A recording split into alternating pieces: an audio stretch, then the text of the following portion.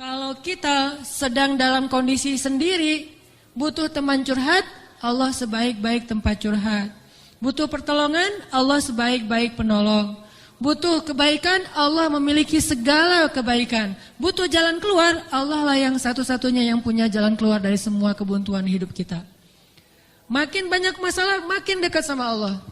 Enggak apa-apa kalau kita ngerasa, saya mah enggak pede dekat sama Allah. Kenapa? Saya banyak dosa. Kalau gitu dekat sama Allah sebagai pendosa. Gimana dekat sama Allah sebagai pendosa? Tadi, Rabbi zalamtu nafsi faghfirli. Ya Rabbi, saya menzalimi diri saya sendiri, maka ampunkanlah dosa saya. Deketin Allah dengan minta ampun.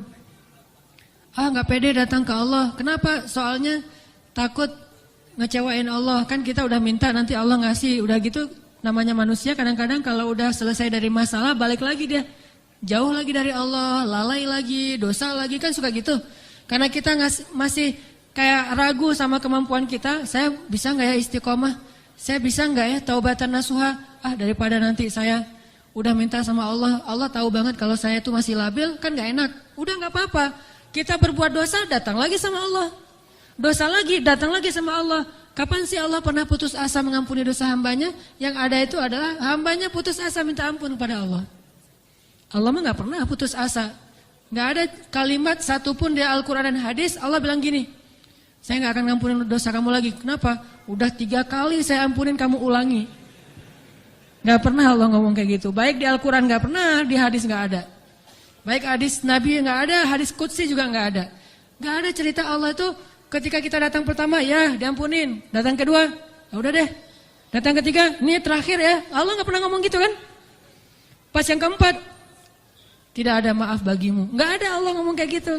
Selalu, wahai hambaku, qul ya ibadiyalladzina asrafu ala anfusihim.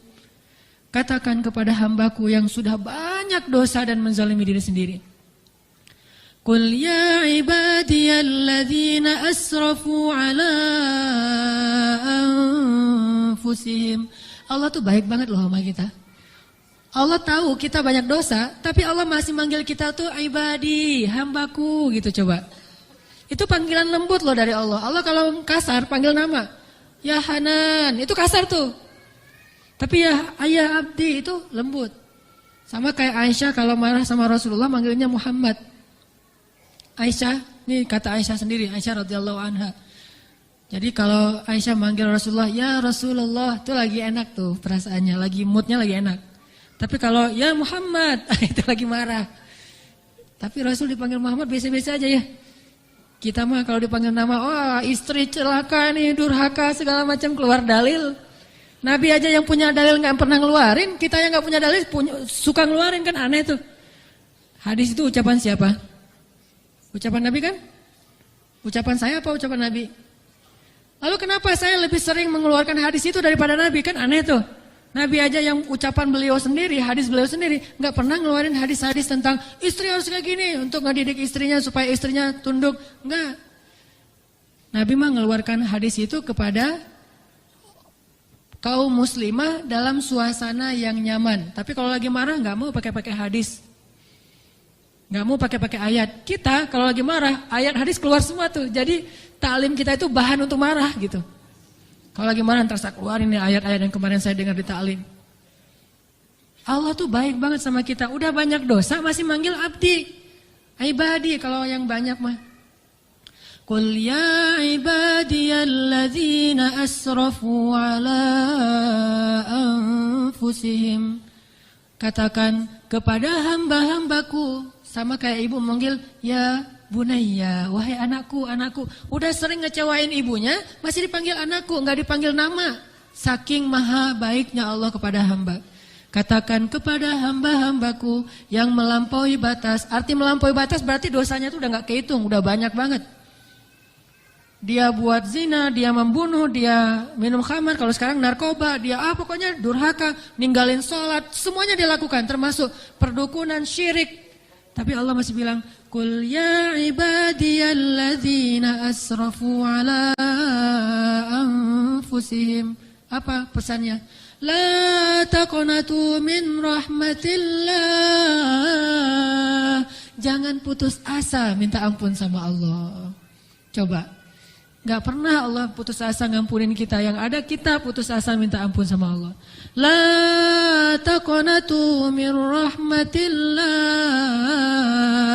Jangan putus asa minta ampun sama Allah. Innallaha yaghfirudz dzunuba jami'a. Allah mengampuni dosa semuanya. Semua dosa diampuni. Tapi saya Allah pernah syirik. Innallaha yaghfirudz dzunuba jami'a. Saya pernah berzina ya Allah. Yaghfirudz dzunuba jami'a. Saya pernah durhaka sama orang tua ya Allah. Yaghfirudz dzunuba jami'a. Saya pernah minum khamar, saya pengedar narkoba ya Allah. Yaghfirudz dzunuba jami'a. Saya pernah mencuri hak orang lain ya Allah. Yaghfirudz dzunuba jami'a. Semuanya diampuni. Memangnya ada tempat lagi bagi kita untuk lari dan berserah diri kecuali kepada Allah? Kalau kita punya masalah, adakah tempat yang lebih baik bagi kita untuk datang curhat dan mengungkapkan semua masalah kita daripada Allah? Makanya Musa tahu hal itu. Dia labil memang, dia anak muda dan itu wajar. Tapi dia tahu dan yakin satu kebaikan. Bahwa selabil apapun, sebanyak apapun kesalahannya, dia selalu datang dan mengatakan, Rabbi. Lalu mengakui kesalahannya, zalamtu nafsi ya Rabbi. Salah lagi, bilang lagi, Rabbi zalamtu nafsi, ini gimana nih ya Allah, saya salah melulu. Salah lagi ya Allah, salah lagi deh. Salah lagi ya Allah, salah terus. Salah lagi ya Allah, tolong dong, saya pengen berubah. Terus aja gitu. Jangan datang kepada manusia, makin sering kita datang kepada manusia, kita makin rendah. Makin sering kita datang kepada Allah, kita makin tinggi. Datang lagi, datang lagi. Gimana cara datangnya? Nggak susah, datang sama Allah tuh nggak perlu dicari. Nggak ada cerita, Allah lagi lowbat, nggak ada. Kalau manusia kita japri, kita telepon lagi lowbat, dia nggak akan. Atau lagi enak-enak telepon, tiba-tiba mati teleponnya. Gara-gara kita teleponnya pakai WhatsApp call. Jadi kalau ada masuk telepon yang keputus gitu kan ya, cari yang gratis. Kalau ke Allah mah gratis dan nggak akan keputus. Call Allah mah gratis, tinggal gini doang nih. Jadi teleponnya di telapak tangan kita ini adalah gadgetnya. Gini nih. Tekan nomornya gimana? Tekan nomornya itu tinggal ngomong, nggak perlu ditekan-tekan. Ngomong aja, Rabbi, udah langsung terhubung tuh, kan cepat banget. Kayak ada telepon gitu ya, nama istri saya Sarah, sekarang dia ada di atas. Saya kayak misalnya saya mau nelpon istri saya, terus saya nyalain handphone, Sarah, halo, dia manggil saya Albi, Albi itu artinya kekasihku. Albi gitu kan, ada nggak telepon kayak gitu, bisa nggak? Ada ya, cuma jarang, saya juga nggak bisa nih, nggak tahu cara nyetelnya. Jadi kalau mau nelpon istri kita, istriku, langsung calling gitu, dan dia langsung ngangkat, nggak lama-lama, kita nunggu lama kok nggak diangkat-angkat, alasannya lagi, kenapa sih nggak diangkat-angkat? Maaf tadi lagi di kamar mandi, misalkan suka gitu tuh. Allah mah nggak ada cerita gituan, miss call 10, yang ke-11 baru diangkat, nggak ada tuh. Allah mah nggak ada miss call, nggak ada disconnect, nggak ada sinyal jelek, nggak ada habis pulsa, nggak ada kepotong sama call yang lebih berbayar mahal. Gak ada yang kayak gitu-gituan. Kalau Allah mah tinggal bilang, Rabbi, ya abdi, labbaik ya abdi, aku terima apa yang kamu butuhkan ya abdi, sebutin gitu. Allah tuh gitu, cuma kitanya nggak mendengar dengan lisan, dengan telinga. Kita harus mendengar itu dengan hati kita. Kalau kita yakin, ana inda dhanni abdi bi, aku tergantung yakinnya hambaku, prasangka hambaku, gimana perasaan hambaku. Kalau kalian yakin aku mendengar dan mengijabah, aku pasti mendengar dan mengijabah. Kan gampang, Allah mah tergantung kita ya. Jadi jangan salahin Allah, Allah aja bilang tergantung kita. Kalau kita ngerasa doa kita nggak diijabah, jangan salahin Allah, kok Allah nggak ngijabah. Salahin diri kita, kenapa kita nggak yakin Allah mengijabah. Yakin kok, kalau yakin ngapain dipertanyain. Kalau kita yakin jangan dipertanyakan. Karena Allah pasti tidak akan ngecewain hamba yang datang kepadanya.